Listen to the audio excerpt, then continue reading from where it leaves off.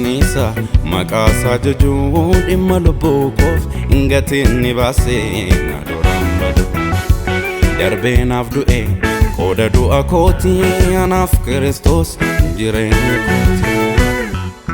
Maalifannisa maqaasaa jajuun dhimma lubbuu koof ingatinni baasee na durammadu darbee naaf du'e qooda du'a kootii anaaf Kiristoos jireenya kooti. Jireenya kooti Yesuus jireenya kooti. Jireenya kooti Yesuus jireenya kooti.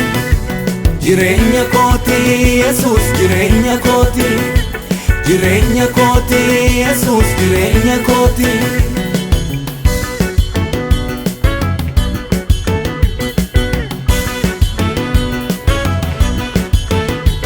Safuudha isaaf jedheerra safuu qullaa koo baasee aanan lafa fuu naafoo amaalee mucaa koo jedhee jaalala kansaa osoo akkam ta'ee anaan olmaansaa kunarra ba'ee anarra ba'ee kunarra ba'ee anarra ba'ee kunarra ba'ee anarra ba'ee.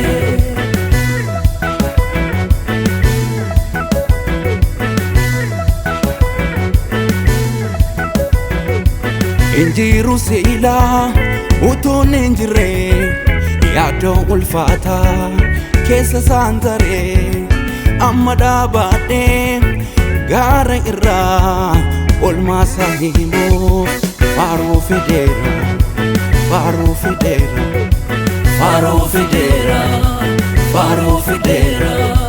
Maalifannisa maqaasaa jajuun dhimma lubbuu koof ingatinni baasee na durammadu darbee naaf du'e qooda du'a kootii anaaf Kiristoos jireenya kooti.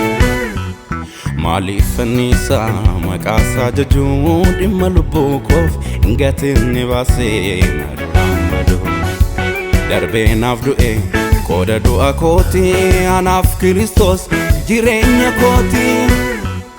Jireenya kooti Yesuus jireenya kooti. Jireenya kooti Yesuus jireenya kooti.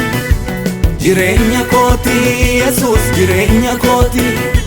Jireenya kooti Yesuus jireenya kooti.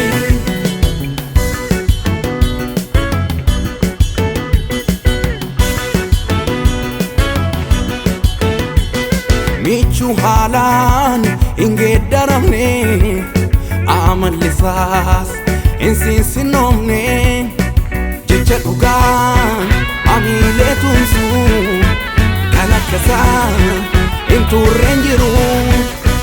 Jecha dhugaan amiilee tumsuu kan akkasaa inturreen jiru. Inturreen jiru inturreen jiru. Intorrengero, intorrengero, intorrengero.